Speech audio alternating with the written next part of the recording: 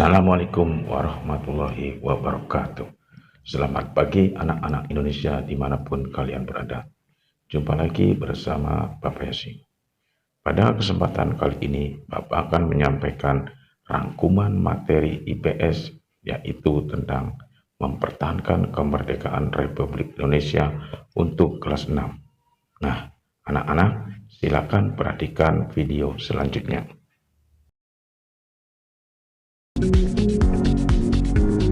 Setelah proklamasi kemerdekaan Indonesia 17 Agustus 1945, bangsa Indonesia ternyata masih terus berjuang mempertahankan kemerdekaan Indonesia dari gangguan bangsa asing yang datang seperti dari pemerintah Belanda.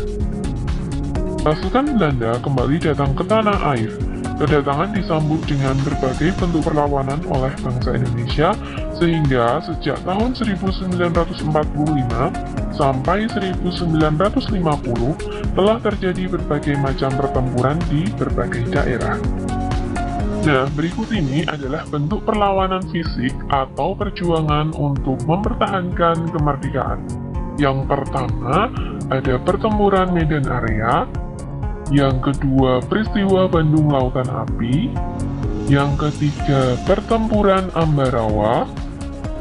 Yang keempat, pertempuran Surabaya. Yang kelima, agresi militer Belanda I.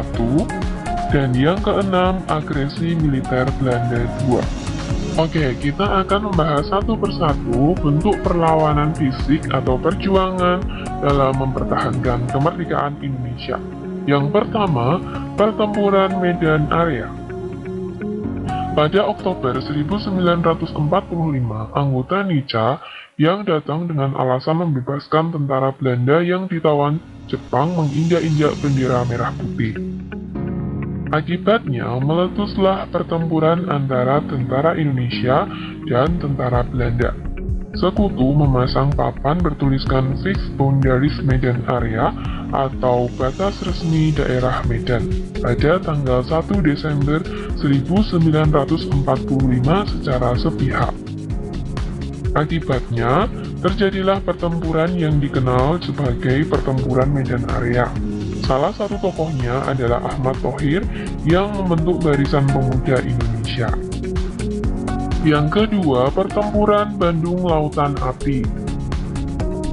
Pada tanggal 21 November 1945, Sekutu mengeluarkan ultimatum agar Bandung bagian utara dikosongkan.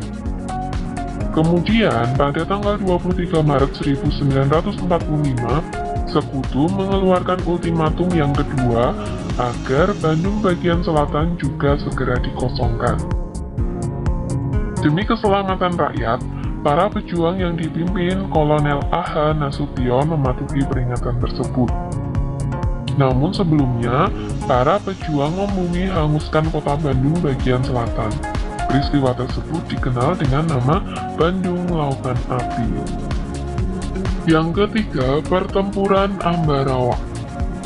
Pasukan Sekutu yang disusupi oleh tentara NICA membebaskan serta memberikan senjata kepada tentara Belanda yang ditawan saat penjajahan Jepang. Akibatnya, terjadilah pertempuran dengan Indonesia. Dalam pertempuran itu, Letnan Kolonel Istriman gugur dan digantikan oleh Kolonel Sudirman.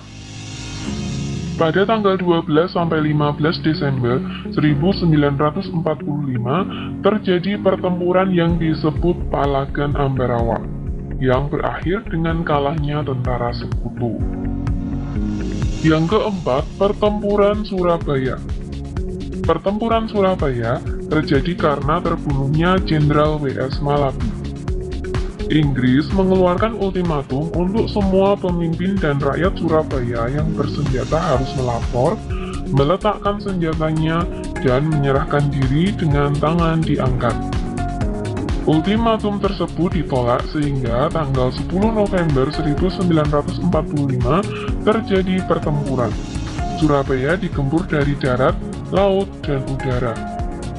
Rakyat Surabaya di bawah pimpinan Bung Tomo melalui siaran radio bertekad untuk mempertahankan Surabaya sampai titik darah penghabisan. Berikutnya kita akan membahas agresi militer Belanda 1 dan 2. Nah, pada agresi militer Belanda ini sebenarnya terjadi setelah terjadinya perjuangan diplomasi atau perundingan yang telah dilakukan oleh Indonesia. Agresi militer Belanda 1 ini terjadi karena Belanda mengingkari hasil perjanjian Linggarjati, lalu melakukan agresi militer Belanda 1 pada tanggal 21 Juli 1947 ke wilayah Jawa Barat, Jawa Tengah, Jawa Timur, dan Sumatera. Tentara dan rakyat Indonesia dapat mendesak tentara Belanda menggunakan taktik gerilya. Berikutnya agresi militer Belanda 2. Belanda mengumumkan bahwa mereka tidak lagi terikat dengan perjanjian Renville pada tanggal 18 Desember 1948. Keesokan harinya, Belanda mengadakan agresi militer 2 ke ibu kota Republik Indonesia saat itu, yaitu Yogyakarta. Presiden Soekarno ditangkap Belanda, tetapi sempat memerintahkan Safrudin Prawira Negara melalui radio untuk membentuk Pemerintah Darurat Republik Indonesia atau PDRI di Bukit Tinggi, Sumatera Barat. Selanjutnya, kita akan membahas bentuk diplomasi atau perjanjian untuk mempertahankan kemerdekaan. Yang pertama ada perjanjian Linggarjati, yang kedua ada perjanjian Renville, yang ketiga ada perjanjian Rumroyen, dan yang keempat ada konferensi meja bundar atau KMB. Pertama, kita akan membahas perjanjian Linggarjati. Perjanjian Linggarjati ini terjadi pada tanggal 15 November 1946 sampai 25 Maret 1947. Terdapat perwakilan dari Indonesia dipimpin oleh Sultan Syahrir, sedangkan Belanda dipimpin oleh Semerhorn. Hasil perundingannya yang pertama, Belanda hanya mengakui wilayah Indonesia meliputi Sumatera, Jawa, dan Madura. Yang kedua, Belanda harus meninggalkan wilayah RI paling lambat 1 Januari 1949. Yang ketiga, Belanda dan Indonesia sepakat membentuk RIS atau Republik Indonesia Serikat. Dan yang keempat, bersama-sama membentuk Uni Indonesia Belanda dengan Ratu Belanda sebagai pemimpinnya. Yang kedua, perjanjian Renville yang terjadi pada tanggal 8 Desember 1947 sampai 17 Januari 1948.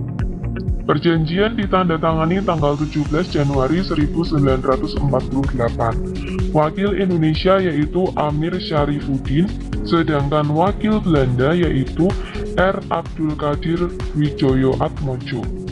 Hasil perundingannya yang pertama, Belanda hanya mengakui wilayah Indonesia atas Jawa Tengah, Yogyakarta, Sumatera sebagai bagian wilayah Indonesia. Yang kedua, TNI ditarik mundur dari daerah yang telah diduduki Belanda. Dan yang ketiga, disetujuinya sebuah garis yang memisahkan wilayah Indonesia dan daerah pendudukan Belanda. Yang ketiga, perjanjian Rumroyen. Perjanjian ini terjadi pada tanggal 14 April 1949 sampai 7 Mei 1949. Perjanjian ini ditandatangani tanggal 7 Mei 1949 di Hotel des Indes. Perjanjian Rumroyen bertujuan untuk menyelesaikan beberapa masalah mengenai kemerdekaan RI sebelum KMB di Den Haag. Nama perjanjian ini diambil dari kedua pemimpin delegasi, yaitu Mohrom dan Herman van Rooyen. Hasil perundingannya yang pertama, Angkatan Bersenjata Indonesia akan menghentikan semua aktivitas gerilya. Yang kedua, pemerintah RI dikembalikan ke Yogyakarta. Dan yang ketiga, Angkatan Bersenjata Belanda akan menghentikan semua operasi militer dan membebaskan semua tawanan perang. Diplomasi yang keempat, konferensi meja bundar, yang terjadi pada tanggal 23 Agustus 1949 sampai 2 November 1949. Hasil perundingannya yang pertama, Belanda mengakui RIS sebagai negara merdeka dan berdaulat. Yang kedua, status Irian Barat diselesaikan dalam waktu setahun sesudah pengakuan kedaulatan. Yang ketiga, akan dibentuk Uni Indonesia Belanda. Yang keempat, RIS mengembalikan hak milik Belanda dan memberikan hak konsesi dan izin baru untuk perusahaan-perusahaan Belanda. Yang kelima, pengambil alihan utang Hindia Belanda oleh RIS. Nah, anak-anak, demikianlah materi yang bisa Bapak sampaikan kali ini. Semoga bermanfaat untuk kalian. Terima kasih.